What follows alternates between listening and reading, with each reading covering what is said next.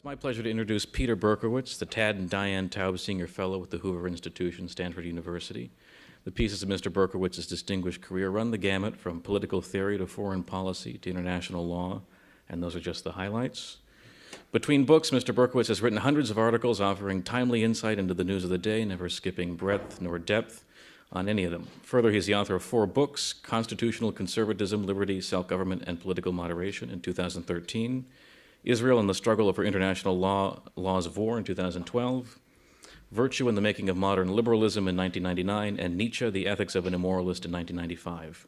His talk today will concern freedom of speech and its importance to liberal education. So, Peter Berkowitz.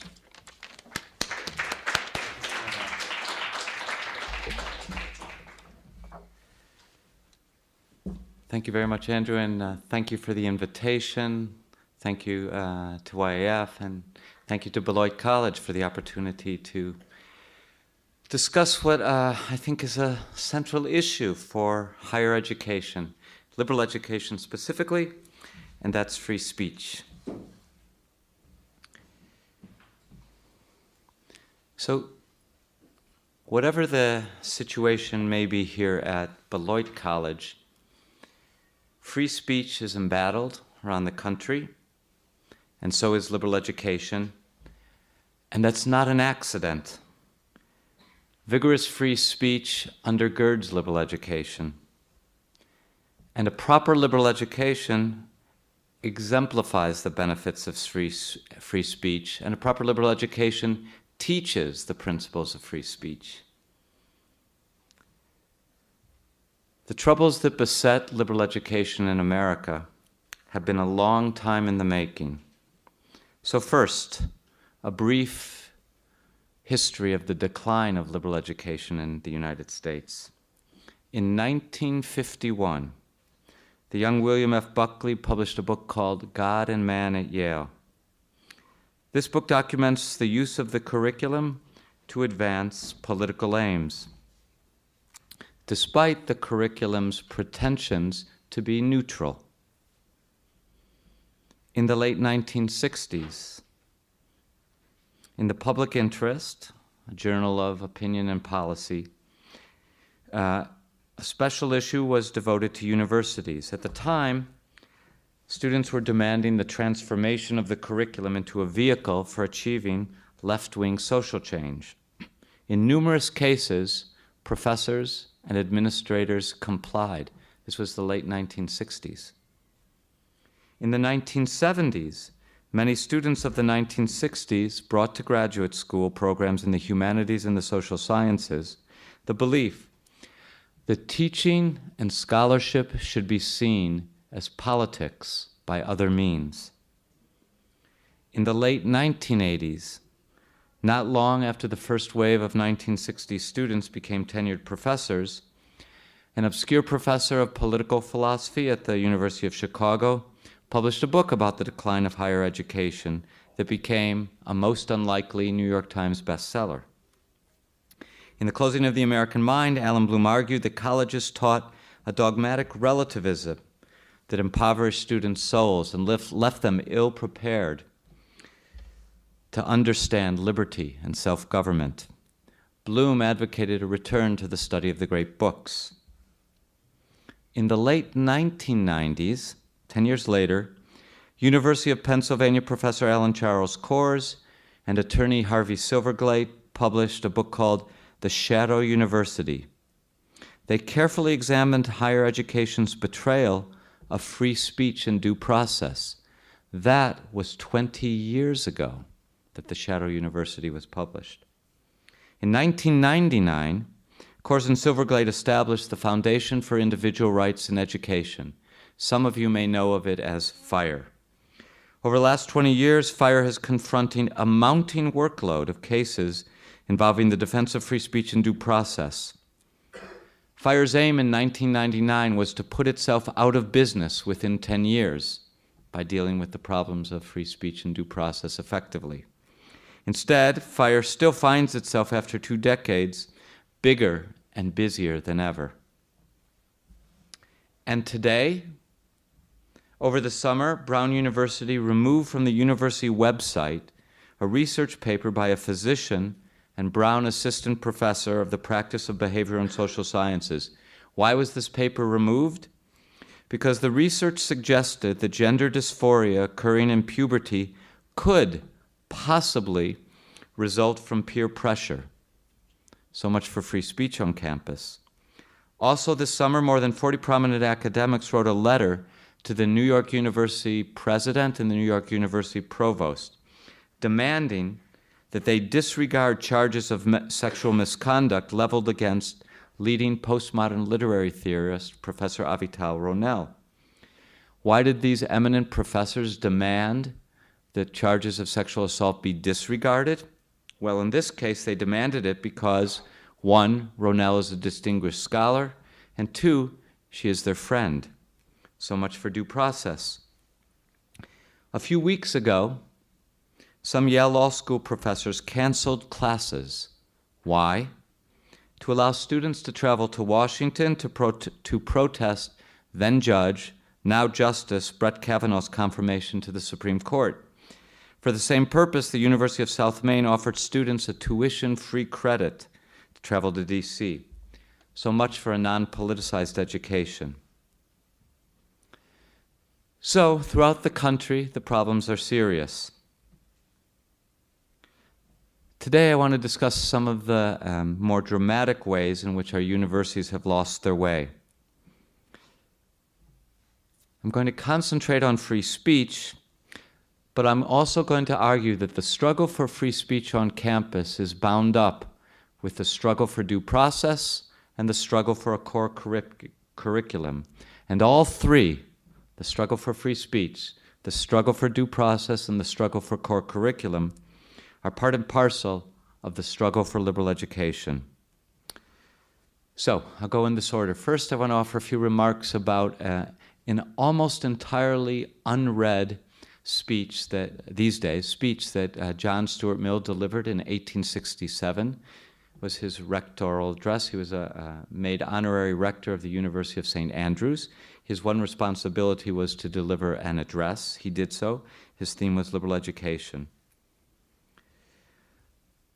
Then I'll elaborate on the problems of free speech on campus and connect the attacks on free speech to the dissolution, to the dilution of due process, and to the hollowing and politicization of the curriculum.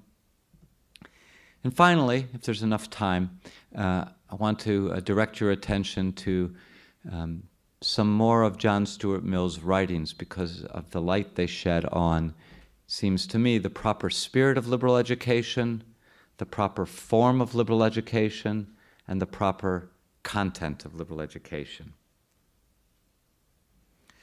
All right, let's begin with a question that is almost never asked on campus, weirdly.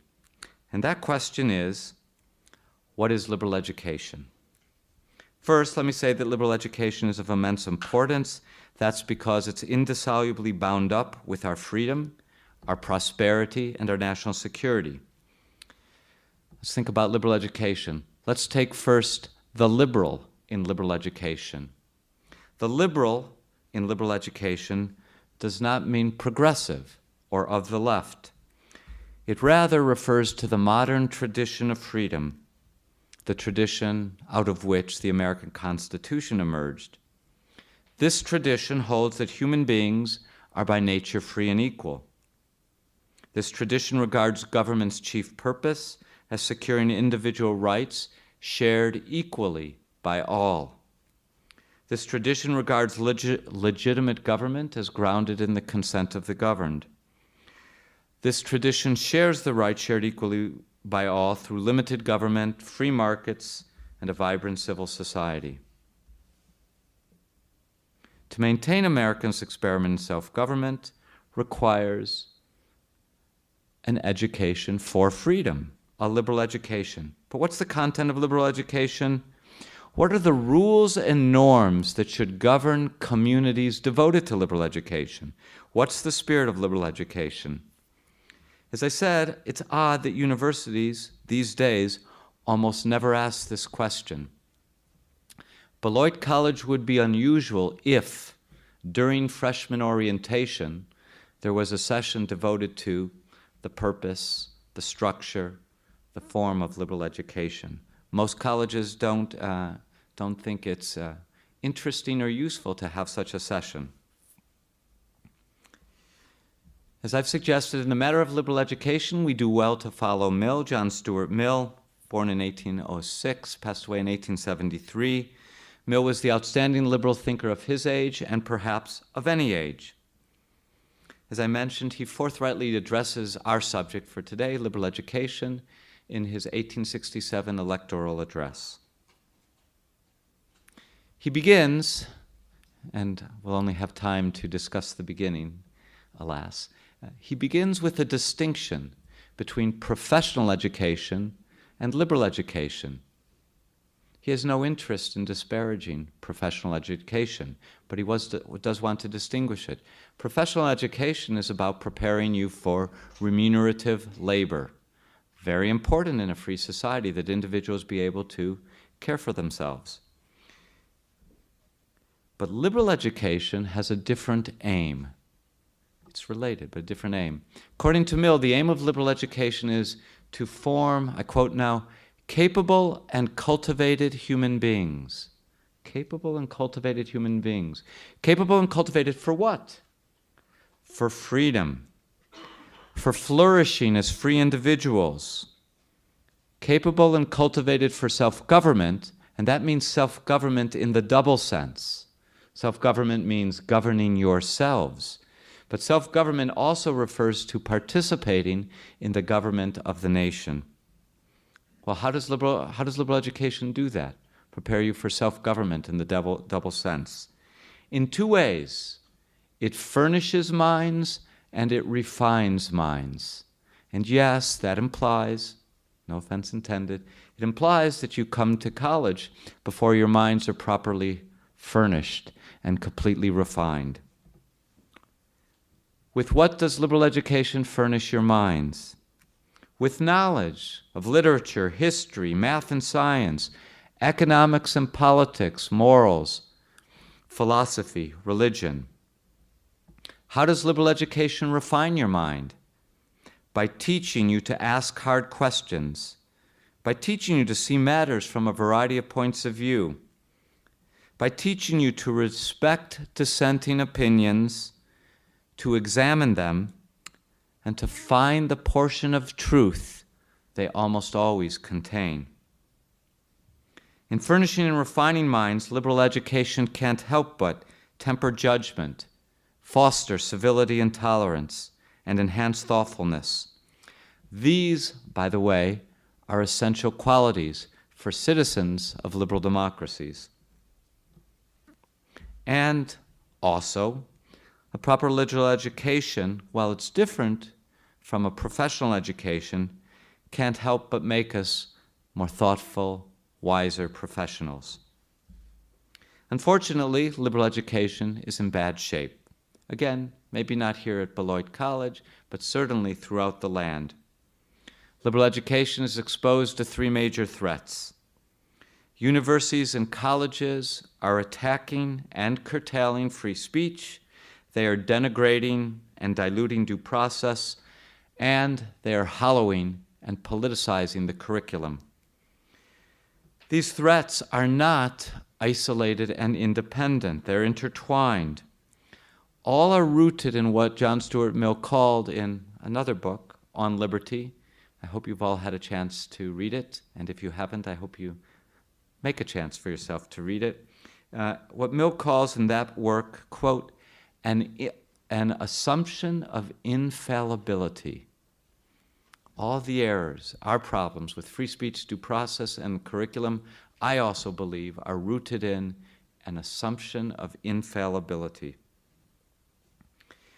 To remedy one, that is to remedy the problem of free speech, I think we're also going to have to remedy the problems of due process and the content of the core. Let's talk about free speech first. From speech codes, trigger warnings, microaggressions, safe spaces, and bias response teams, to disinviting speakers and shutting down lectures, free speech is under assault. You've been reading about it in the newspapers since at least 2015 with the controversy over Halloween costumes at Yale University. But as I've already indicated, the book by Coors and Silverglade indicates, the attack on free speech has been a fixture on our campuses since at least the late 1980s. Why has free speech fallen out of favor?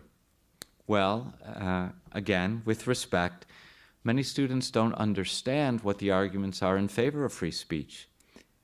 But when the arguments are explained to them, they say they don't like it because free speech permits harmful and hateful speech.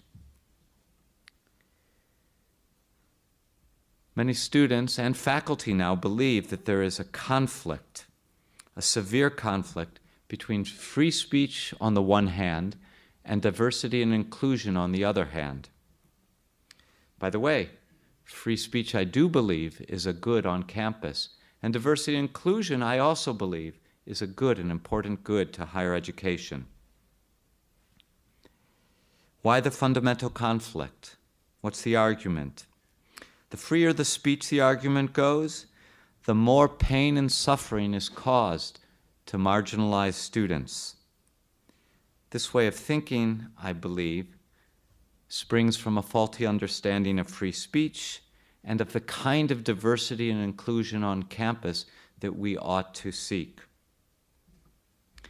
Now, yes, it's certainly true that words wound. They can inflict searing pain, no doubt. Every 5-year-old learns that. But the cost of regulating speech, especially on a college campus, in my judgment, greatly exceeds any conceivable benefits. Now, I often I say something like this: I hear you, I'm with you, I'm for free speech too. But really, what does free speech have to offer to historically discriminated against minorities and to women?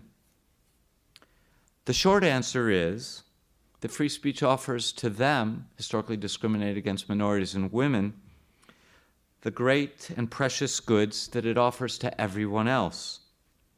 The long answer begins with 3 observations. First, as it turns out, women and historically discriminated against minorities form a supermajority on campuses. For many years now, women have constituted a decided majority of matriculating students. This year, something like 56% of students who entered college, 56% were women. If you take any given college, majority of students are women. If you add to that number historically discriminated against minorities, you get, like I said, a supermajority. Why is this relevant? Because the restrictions on free speech are generally put forward to defend this group, the group constituted by women and historically discriminated against minorities. What does that mean? That means that the arguments that are used to shut down, close off, stamp out speech on campus are the same arguments, or are used in the same way that the arguments against free speech have always been used. That is, in the interests of a supermajority, to prevent dissenting opinions, opinions that dissent from its dominant opinion being expressed. Second observation.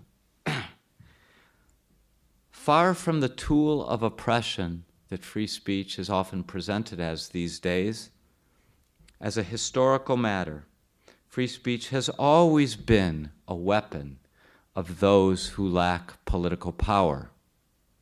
Think of any reform movement in the United States,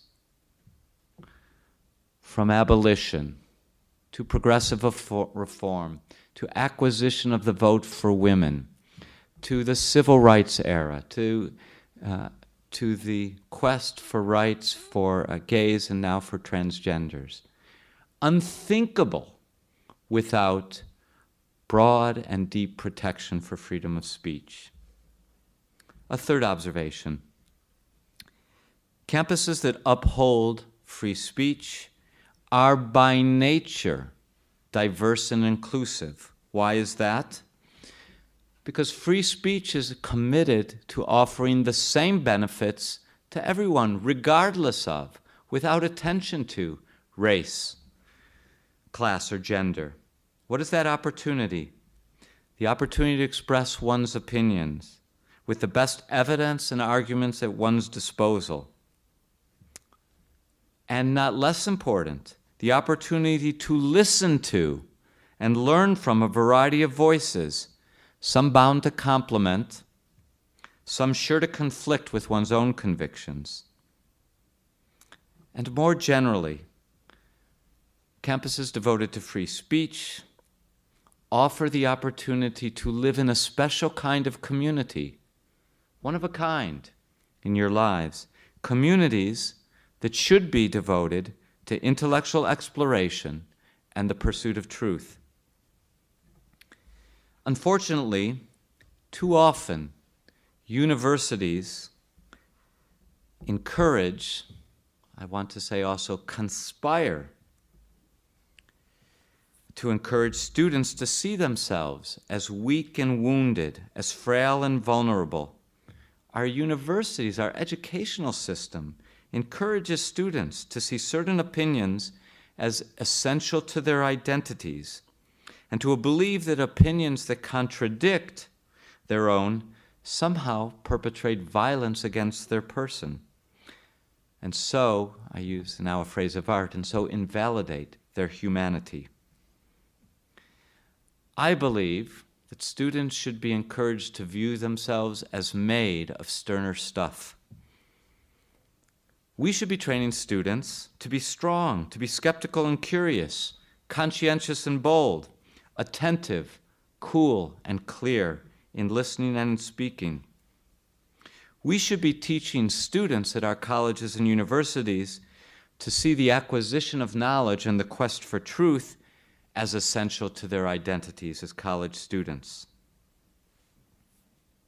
We should be teaching students to value liberty of thought and discussion, regardless of the status of their opinion. What do I mean by that?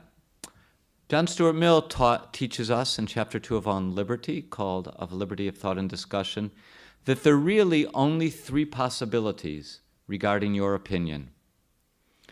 One possibility is that your opinion is false, incorrect. In that circumstance, you'll obviously be very grateful for a regime of liberty of thought and discussion, because that's going to make available to you the true opinion, a better opinion. Second possibility is that your opinion is the true opinion. Who needs liberty of thought of discussion then, if you already know the truth? Mill's answer: the person who knows the truth remains profoundly in need of liberty of thought and discussion. Why? Because if you're never challenged, if you're never forced to formulate the arguments on behalf of your opinion grows stale, it withers, it dies. In order to preserve a lively and intelligent apprehension of your opinion, the assumptions on which it rests, its implications, its limits, even when your opinion is the true one, in order to acquire all that, you need the opportunity for lively give and take. You need to be challenged. But, Mill emphasizes, both of these are the uncommon case. That is, that your opinion is wrong, or that your opinion is simply right. What's the common case? Well, there's only one other possibility. That your opinion is partly true. And yes, that means partly wrong. There's another implication. The other guy's or the other woman's opinion is also partly true and partly false. This, Mill argues, it seems to me correctly, is our common situation. And we profit immensely from a regime of free speech, notwithstanding its costs, notwithstanding the sometimes pain, because it gives us the opportunity to sort out what is true in our opinions from what is false, and to discover what isn't true in the other guy's or the other woman's opinion, and separate it from what is wrong. In the near term, what might be done to reinvigorate free speech on campus? Well, here's a short list of steps that any college or university could take in the near term. 1, abolish any speech codes that remain, and many remain, and eliminate all forms of censorship on campus. 2nd, publish a formal statement setting forth the purposes of free speech. One easy way to do this is to adopt, as many other universities have, as about 30 universities have adopted, but since there are thousands of institutions of higher education throughout the land, we have a long way to go. They could adopt the University of Chicago principles that were published, I think, in 2015, sometimes referred to as the Stone Report after Jeffrey Stone, the principal author who is a professor of law there. An excellent set of principles, probably not more than 5 pages. You can find them online. I urge you all to have a look. 3rd, as I've already indicated, colleges and universities could create freshman orientation programs, not only on, well, if they were on liberal education, they would also include a segment on the importance of free speech. Colleges and universities, it seems to me, should punish those who shut down or otherwise disrupt free speech, because the disruption of free speech goes to the heart of what university is about. It inflicts injury not only the individual speaker, but on all those who have come to listen, to understand better, and again, I emphasize, understand better by confronting opinions with which they may disagree. Colleges and universities, as Beloit is doing now, could host an annual lecture on the theory and practice of free speech. They could issue an annual report on the state of free speech on campus. And last, and in a way most challenging, it seems to me that colleges and universities should strive, where possible, and I recognize it's not always possible, there's some difficult lines here, but colleges and universities should strive, where possible, for institutional neutrality on the great partisan issues of the day. And the reason for that is that enables colleges and universities to better serve as an arena for vigorous debate concerning the enduring questions, but also the partisan questions. It seems to me that students ought to be able to debate with all their energy and with all their intelligence, also the partisan issues. But how can they do that if the university has taken a clear stand and so declared one side inconsistent with the mission of the university? Those, as I said, are all short-term measures. I think they would be salutary, but we shouldn't kid ourselves. They won't solve the larger problem. The larger problems of freedom of speech on campus, as I've indicated, are connected to also the attacks on due process and the hollowing of the curriculum. I'll speak briefly about each of those. First, the denial of due process. Like the attack on free speech, the denial of due process rests on an assumption, Mill's assumption of infallibility. Typically, again, I speak now about what's taking place around the country. Any particular college may be in better condition.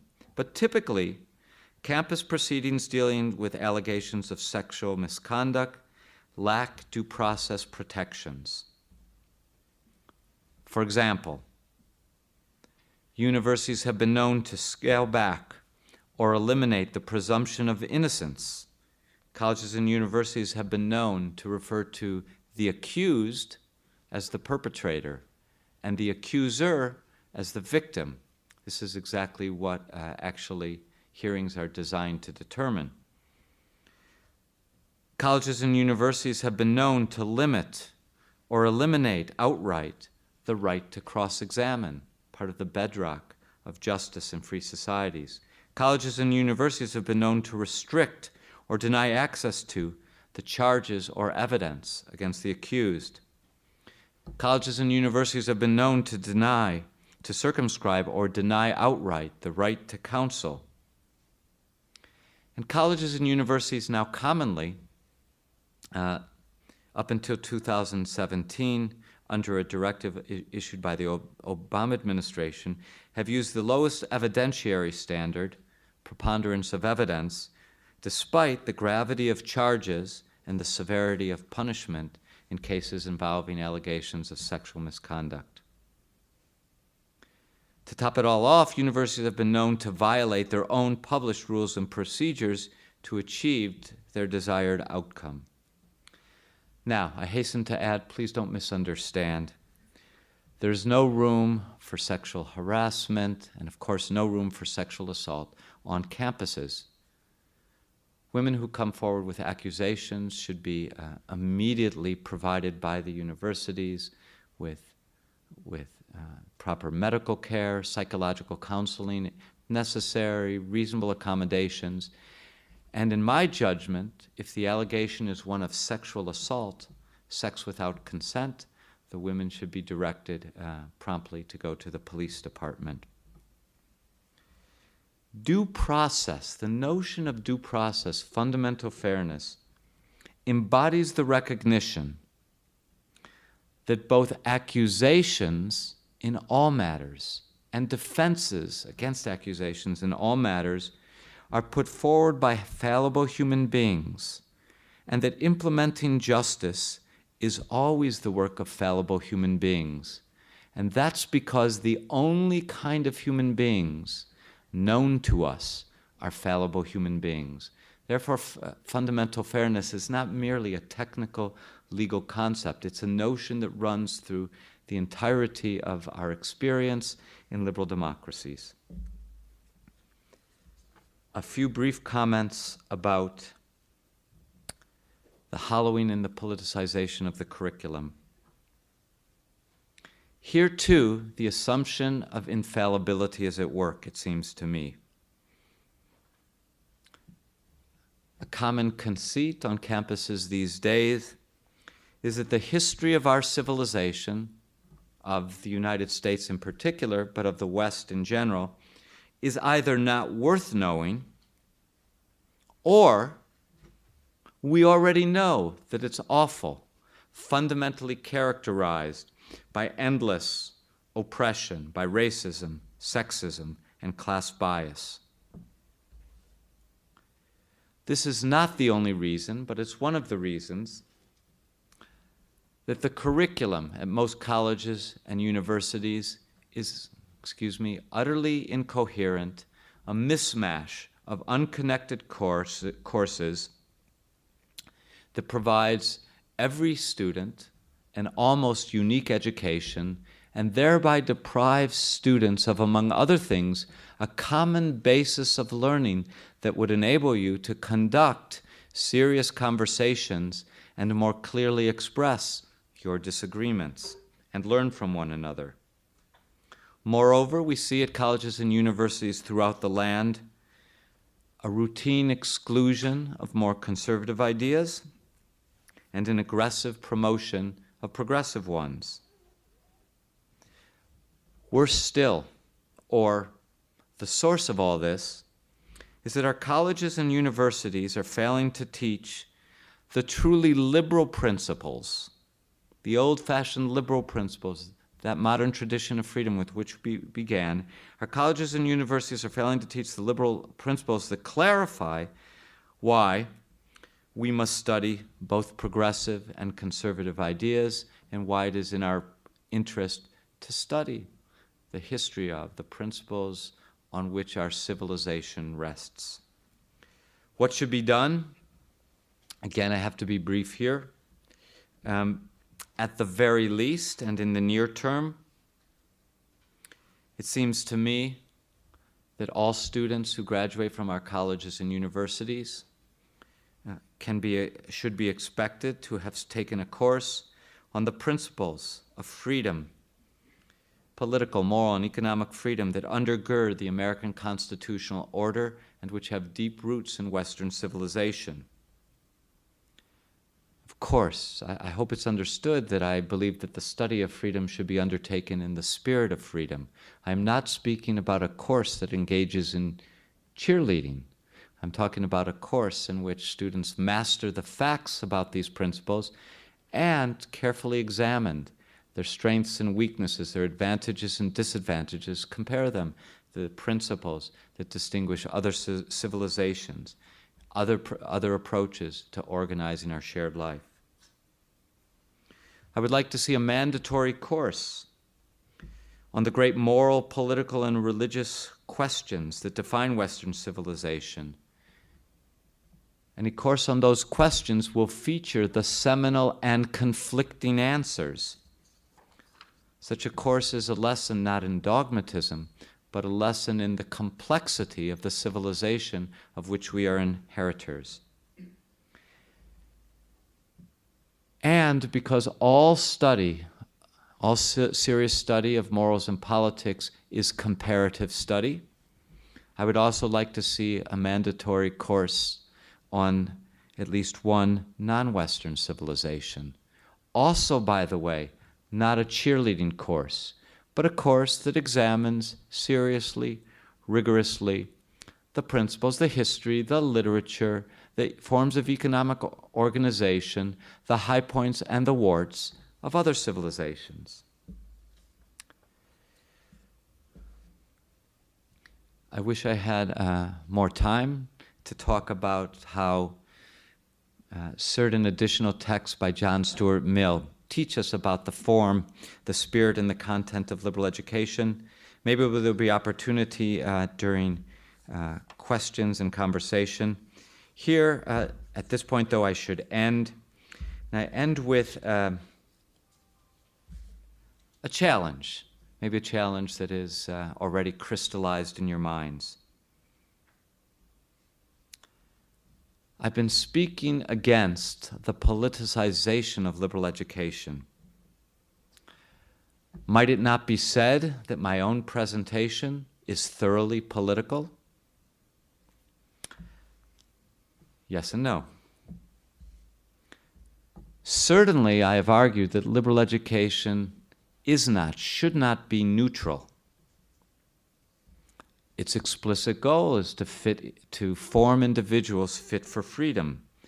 That is, in Mill's words, capable and cultivated human beings, able to govern themselves and participate in the governance of the nation. To accomplish that goal, that admittedly political goal, liberal education must be political and not political at the same time.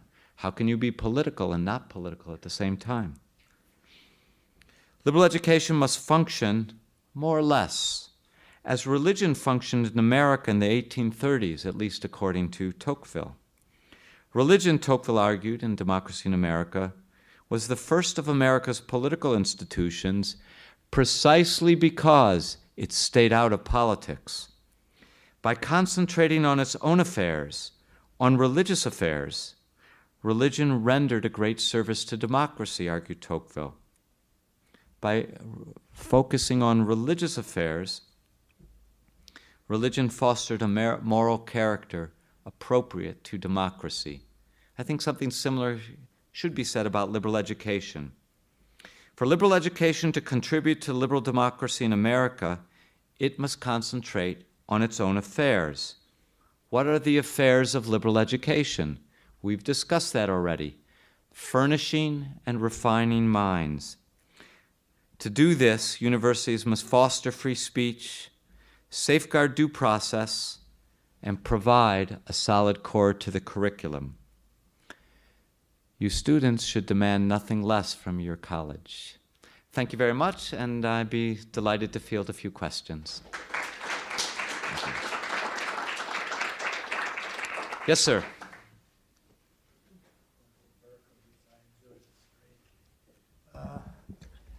But you know,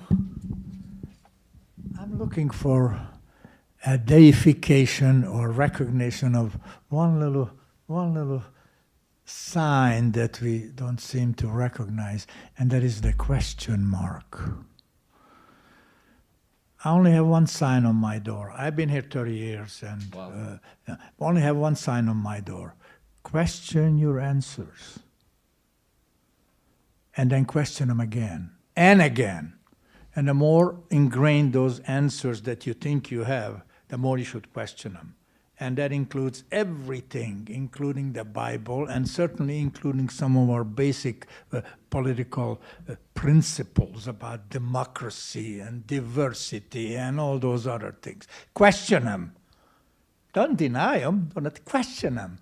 An unexamined life is not worth a damn. All right. Now, It's a paraphrase. Let me point out something to you. 30 years ago, when I first came here, the first lecture I attended here, right here, a distinguished professor was lecturing us at great length about what kind of trouble we will get into if we invade Kuwait and Iraq. This was 1990.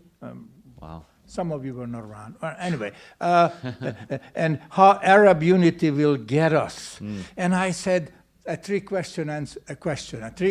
question. What Arab unity? I'm still asking that same question. What Arab unity? What the hell are you talking about? You know what? That three-word question got me totally uneligible for any kind of a tenure or even come close to tenure. And for 30 years, I've been kept as an adjunct. No problem. Being an adjunct is a wonderfully liberating experience. I don't have to polish anybody's peplum and my own, you know, so I don't have to butter up to anyone. I'm an adjunct. Fine. But I tell you what, at this college, where, okay, the president hasn't been called names, the president's office hasn't been occupied, nobody defecated on his desk, as at many other colleges, you know, nothing like that happened. But I tell you what, try to ask a question on this campus and see what it will get you. It will get you nothing but trouble. But I still say, ask questions. Thank you very much. I agree. Questions, please.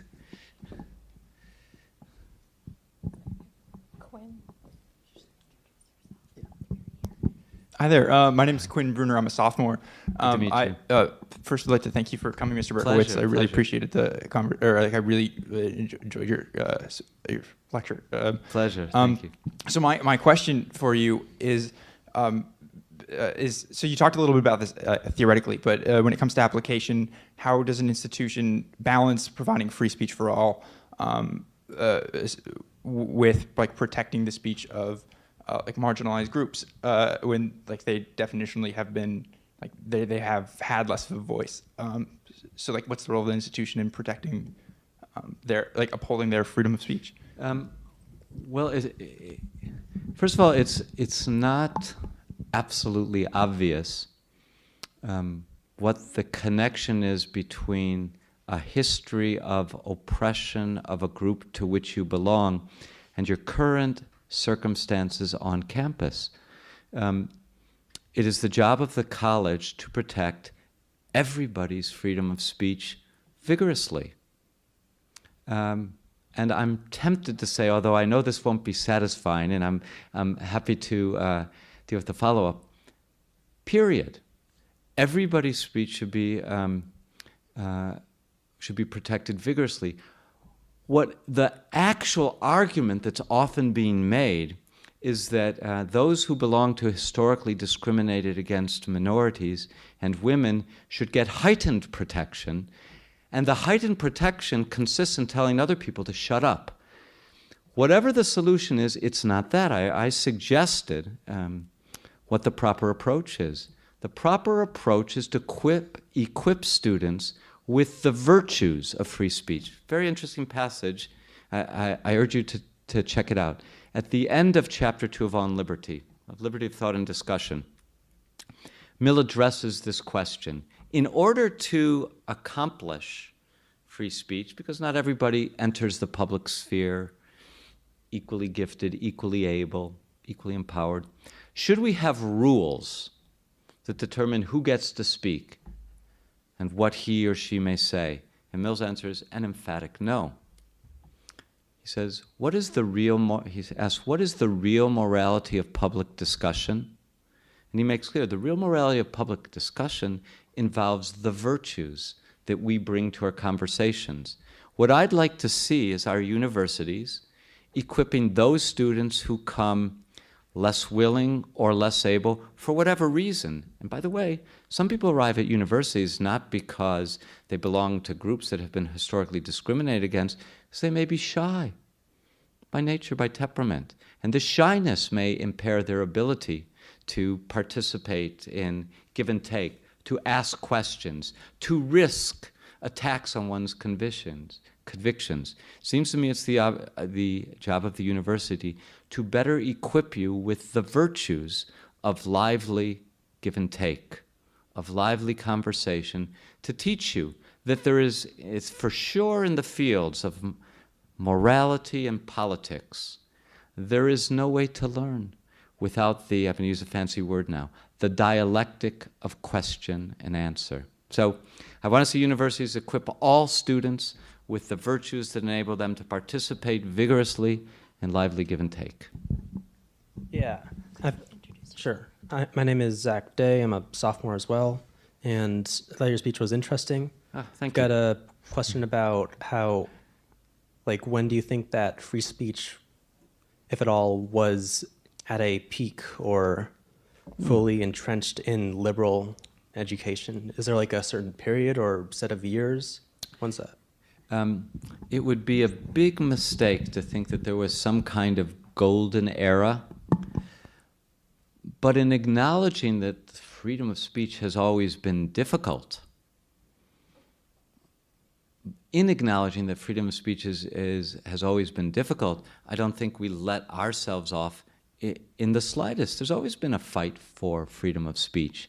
And by the way, in the country as a whole, your freedom of speech remains very well protected as a legal matter. But Mill points out there are two threats to freedom of speech, two kinds of threats. One is the legal threat.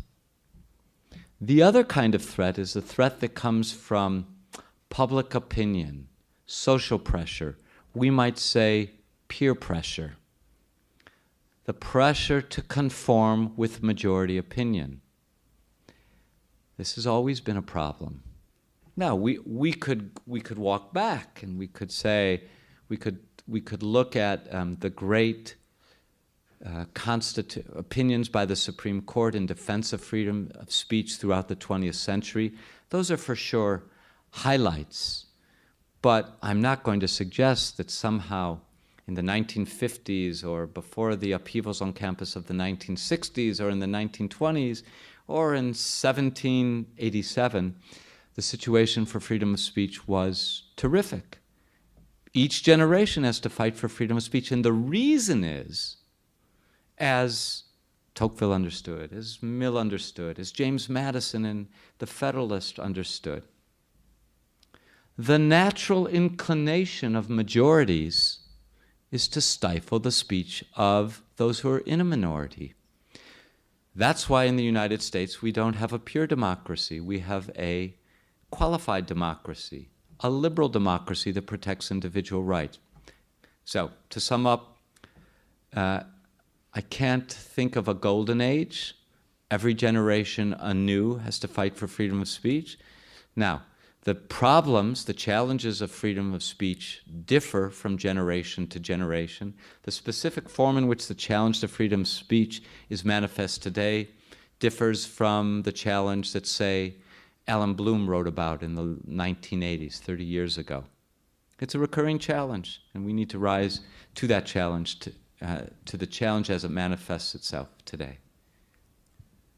Hi, I'm John Rapp. I teach political science. Sorry. I agree with you that it's really important to challenge the dominant opinion from where you are. And then in academia, we need to challenge threats to free speech from the left. I hope that conservatives also speak up and are consistent about threats to freedom of speech from the conservative movement outside the academy, which seems to me much more serious. You mentioned William F. Buckley, who tried to purify conservatism, eliminated racism, let it talk of free trade and lack of protectionism. Now we have an administration that claims to be conservative. Not only is it attacking free trade, It is openly racist at certain points, attacking minorities, homophobic, sexist to great degrees, and now is attacking due process of law, talking about the press as the enemy of the people, all kinds of things that makes our democracy under threat. And I don't hear enough conservatives speaking up. I know there are a few, but people are taking the benefits, conservatives are taking the benefits of the current dominance of the Republican Party and being rather quiet, I think, about the severe threats. And I wonder if you could speak about that. I can. I agree in small part, but disagree in large part.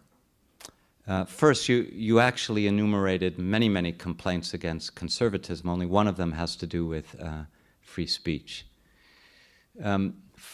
So let me respond in two ways. First, about conservatives speaking up. Just as empirical matter, I think you severely misdescribed the situation. I cannot think of a moment in which the conservative movement, the leading intellectual lights of the conservative movement, have so vigorously criticized the leader of their party. The conservative movement is still generally and for the most part associated with the Republican Party. If you look at the leading magazines, including Buckley's, National Review, Weekly Standard, Commentary Magazine, a portion of the Wall Street Journal editorial page, which granted has migrated to the New York Times, Donald Trump was subject to greater criticism than any candidate in modern American history. Now, this is wholly apart from whether that criticism was justified. I also left out the two most influential conservative columnists of the last 30 years, George Will and Charles Krauthammer, have been severe critics of the president. So just on the point about have conservatives criticized Donald Trump, yes. Now's not the place to address the many criticisms you've made of Trump. But I do want to make one observation about free speech under President Trump. I believe it's a mistake for the president to refer to the press as the enemy of the people. At the same time, the press in the United States of America has never been freer than it is on, what's the date today? November 15th, 2018. Check out the Washington Post, CNN, New York Times, to say nothing of CBS, ABC, NBC. Unrelenting, unceasing, 24/7 criticism of the President of the United States. Where is the diminution of freedom of the press? I am aware that Jim Acosta's pass has been to enter the White House has been suspended. We'll wait to see what the courts have to say. Near as I can tell, that is not an infringement of free speech. But we'll wait and see about that. Seems to me that just as a measure of the manner in which President Trump is criticized, the conclusion that we'd have to come to is that freedom of speech outside of university campuses is alive and well. But just one other point. I also disagree on so therefore I must disagree on your assessment that the real threat to freedom of speech comes from the White House. I think it's Donald Trump has come, and eventually Donald Trump will cease to be president of the United States. But an education hostile to free speech has been going on in this country for more than a generation and a half, and there's not much indication that the hostility to free speech on campus is going to break anytime soon. I worry much more about the long-term effects of generations educated to believe that speech should be shut down because some people find it offensive. I think as a threat to the republic, that's far more serious, my own opinion. Hi, I'm Nathaniel Oppenheimer. I think a sophomore, and I'm with YAF. And I wanted to ask, it's a bit of a long question, but why do you think the left, what was formerly seen as a side of anti-racism, skepticism, and individuality, has grown so illiberal, where certain religions cannot be judged or critiqued, where racism has become not only tolerated but encouraged so long as it is against the right people, and the idolization of horrific ideologies that have historically produced more death and suffering than the Holocaust? What?